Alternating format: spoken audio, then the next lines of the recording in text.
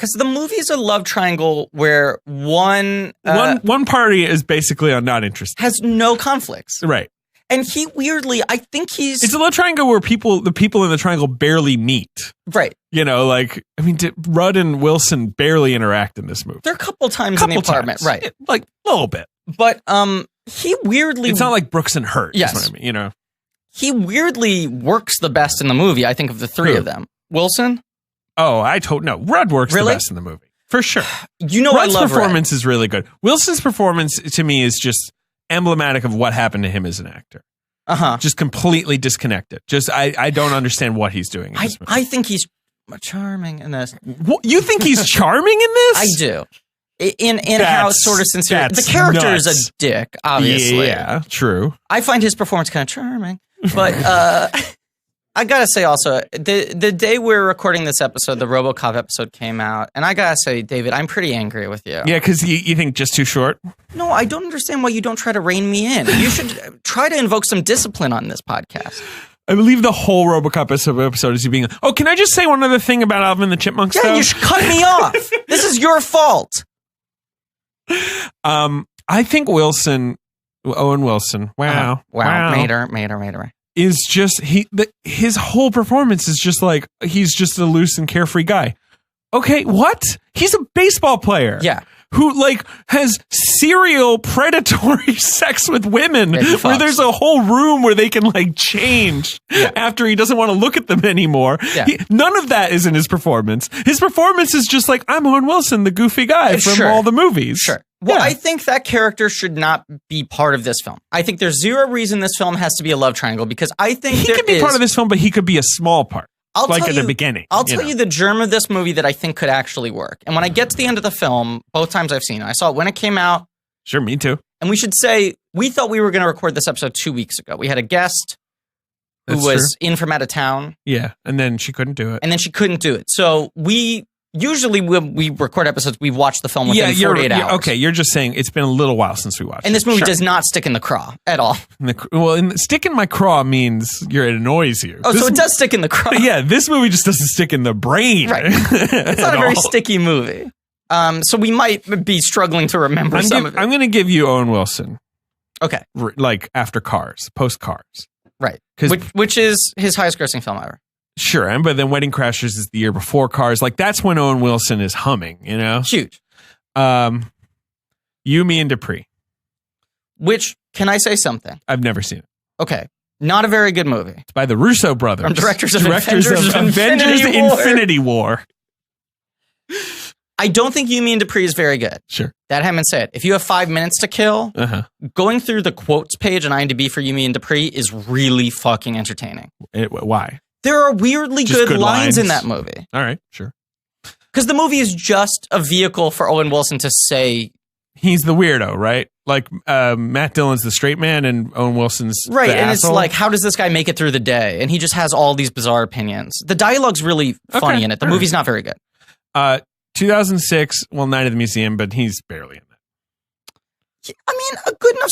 uncredited. And he's in all three. I know. Yeah, I know he's uncredited, but that's mostly because he's 2007, The Darjeeling Limited. Now, this is around the time where Owen Wilson is publicly very depressed, right? Like, and he tries to kill himself at some point. 2 weeks before the movie comes out, right? So there was a failed suicide attempt. Suddenly, like, the public image of Owen Wilson shifts from like, oh, he's this carefree guy to like, oh, there's like a hidden darkness to Owen Wilson. That movie is him playing a guy who just failed a suicide attempt. Yeah, I know. And you and I have talked about, not on mic, but as friends, as hashtag the two friends, how like someday we're going to look back at that moment and go like, oh, we all just kind of like brushed over that and didn't really acknowledge that Owen Wilson never really got better. I also feel like he's got better in that he's still alive and he's working. He's with us, yes. But there's been a definite shift in him since then. Because after that, you have Drill Bit Taylor, which I think was shot a long time ago. Of course, my debut film. Yes, which is a pretty whatever movie. Yeah. Then Marley and Me.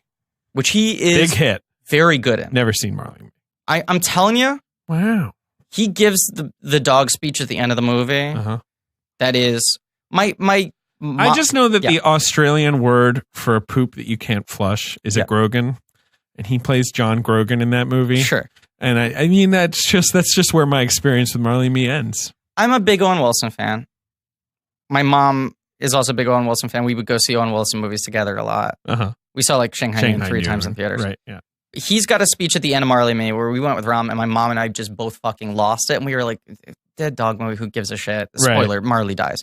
But there's the scene where Marley's like, Marley's like, the fucking I'm never watching this movie. Like, isn't getting up, and he brings it to the vet, and they go like, I'm sorry to tell you, Mr. Grogan, Marley has 2 hours to live. And he gives this speech that's like, well, is that your diagnosis for a normal dog or for Marley? Because I'm telling you, this dog is unbelievable.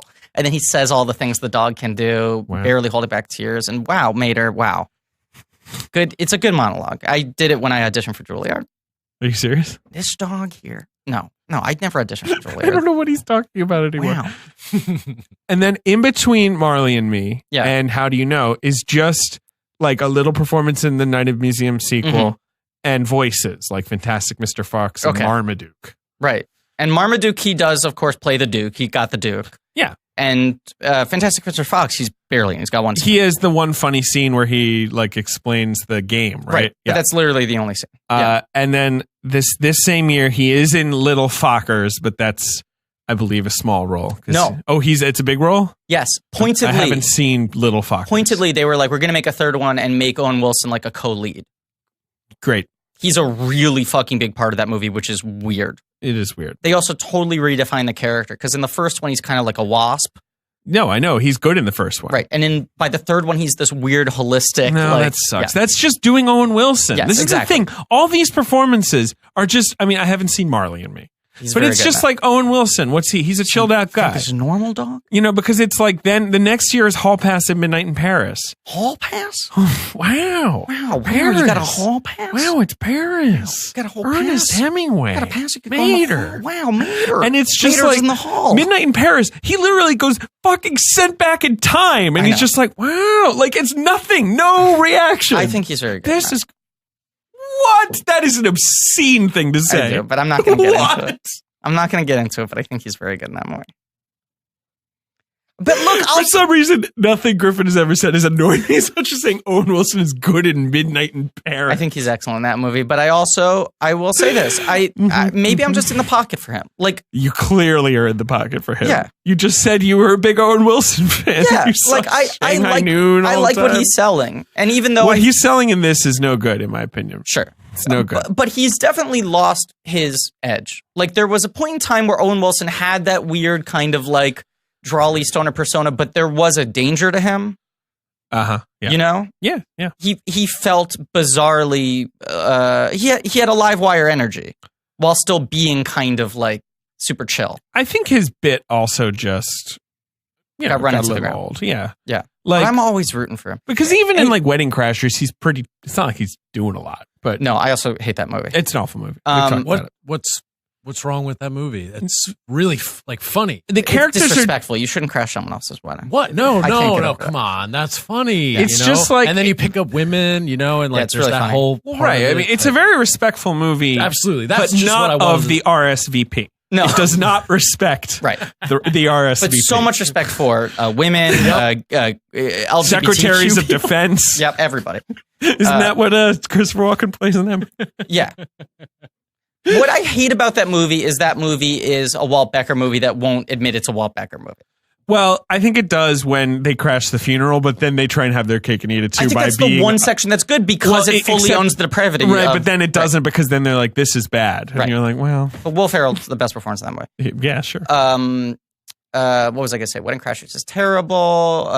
Big Owen Wilson fan. Wow. Wow, Mater. No, the other thing he's very good in, not to circle back to this, he's really good in Inherent Vice. Yeah, he's good in that. It's the quietest performance of all time. He literally whispers the whole movie. He's fine in that, but that's a small role that's playing on Owen Wilson's And I think strengths. that's a movie that taps into his sadness. I agree. They're not playing against, like, let's pretend this guy's fine. That's a real performance. This is just not. Right. He's just a guy who is, by all accounts, a creep. Right. But he's being played by Owen Wilson, who seems to have no idea that he's supposed to be a creep. Yes, I'll say anything. I find him charming in this movie, but it works against the movie that he's charming. But I know that part of the idea is he has to be charming because obviously, like, you know, he's this horn dog who gets, ladies to come to his magnificent Washington. Yeah. But then there's no other side to it. You know, he never finds it. His take on the character is that he's an idiot. Yeah. Because like Owen Wilson's big moment in this movie is when he writes, you know, he writes his feelings down and it's just one line. Right. I got so angry I broke a lamp. Yeah. I think that's kind of funny. I think that's funny too. Yeah. But like that's as far as they take it with him. But who's the real idiot? Owen Wilson's character or the people who paid him $10 million to do this? I mean, I'll take $10 million to do this. 100%. Take it to the bank.